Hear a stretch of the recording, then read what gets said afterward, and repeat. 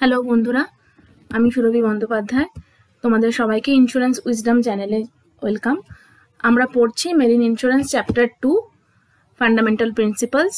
এর আগের দিন আমরা পড়েছিলাম principle of subrogation and principle of abandonment, আর আজকে আমরা পড়ব প্রিন্সিপাল অফ কন্ট্রিবিউশন। তো চলো দেখে নেওয়া যাক। বলছে যে an insured may effect 2 or more insurances on the same subject matter of insurance. মানে কি, একজন ইনসিওর্ড কোনো একটা বিষয়ের জন্য দুটো বা তার বেশি ইন্স্যুরেন্স করতে পারেন।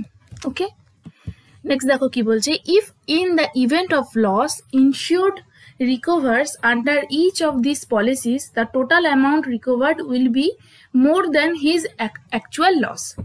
This kind of situation cannot be occur as it violates the principle of indemnity. তাহলে কি বলছে যে এবার ধরো, মানে প্রথমে আমরা জানলাম কি যে ইনসিওর্ড কোনো একটা বিষয়ের জন্য দুটো বা তার বেশি ইন্স্যুরেন্স করতেই পারেন।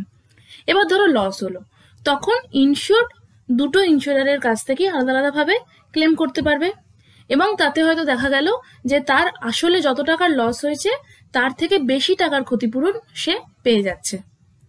কিন্তু এটা কি হচ্ছে, এতে কি হচ্ছে, এতে প্রিন্সিপাল অফ ইন্ডেমনিটি যেটা আমরা আগে পড়েছি সেই প্রিন্সিপাল অফ ইন্ডেমনিটিকে ভায়োলেট করে দিচ্ছে। সেখানে বলা হচ্ছে যে একজনের ইনসিওর্ডের যতটা লস হয়েছে সে ঠিক ততটাই ক্ষতিপূরণ পাবে, ঠিক ততটাই তাকে ইন্ডেমনিফাই করা হবে, তার থেকে বেটার পজিশনে সে থাকতে পারবে না।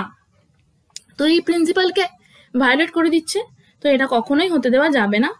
তো principle of contribution is corollary to principle of indemnity, মানে principle of contribution principle of ইন্ডেমনিটিকে ফলো করছে। তো সেক্ষেত্রে কি হচ্ছে যে ধরো একজনের এ এবং বি দুটো ইন্স্যুরেন্স কোম্পানি থেকে ইন্স্যুরেন্স করা আছে কোনো একটা সাবজেক্ট ম্যাটারের জন্য। এবার লস হলো, তখন ইনসিওর্ড কি করলো, ফার্স্টে কোম্পানি ধরে নাও এ এর কাছে ক্লেম করলো, তখন কোম্পানি এ কি করবে, তাকে টোটাল যে লস হয়েছে সেই পুরো অ্যামাউন্টটাই পেমেন্ট করে দেবে। এবং তারপরে কোম্পানি এ কি করবে, কোম্পানি বি এর কাছ থেকে, মানে আরেকজন যে ইনসিওরার ছিল তার কাছ থেকে যে প্রপোর্শনেট ক্লেম অ্যামাউন্ট সেটা রিকভার করে নেবে।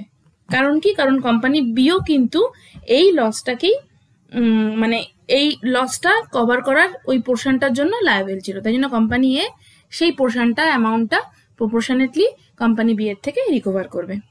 নেক্সট দেখো, contribution is defined as the right of an insurer who has paid a loss under a policy to recover a proportionate amount from other insurers who are liable for the loss. এবার আমরা দেখবো কি যে in practice কি হয়, মানে বাস্তবে কি হয়।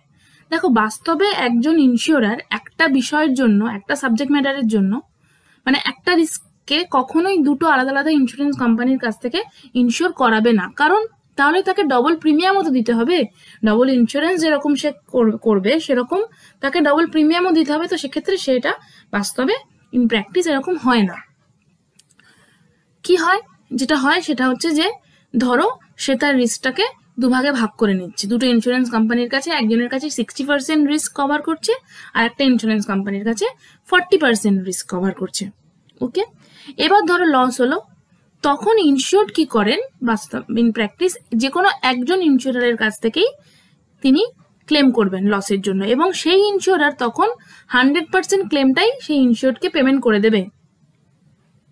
ওকে, যদিও তার দেওয়ার কথা ছিল, সে দেওয়ার জন্য কতটা লায়াবেল ছিল, হয়তো দেখা যাচ্ছে যে সেই ইন্স্যুরেন্স কোম্পানি হয়তো সেই লসটার 60% কভার করেছিল, লায়াবিলিটি তার ছিল, কিন্তু সে তা সত্ত্বেও 100% লসটাই ইনসিওর্ডকে রিকভার করে দেবে। এবং তারপরে সে কি করবে, বাকি যে 40% যেটা তার দেওয়ার কথা ছিল না, যেটার জন্য অন্য একটা ইন্স্যুরেন্স কোম্পানি লায়াবেল ছিল, সেই ইন্স্যুরেন্স কোম্পানির থেকে সে তখন বাকি যে ওই 40% লসটা, ব্যালেন্স যে লসটা, সেটা নিয়ে নেবে। এবং এই যে রাইটটা ইন্স্যুরেন্স কোম্পানির, এই যে রাইটটা যে 100% দিয়েছে, তার যে রাইটটা আছে যে ব্যালেন্স অ্যামাউন্টটা অন্য একটা ইন্স্যুরেন্স কোম্পানি যে বাকিটা কভার করে তার থেকে নিয়ে নেওয়ার, এই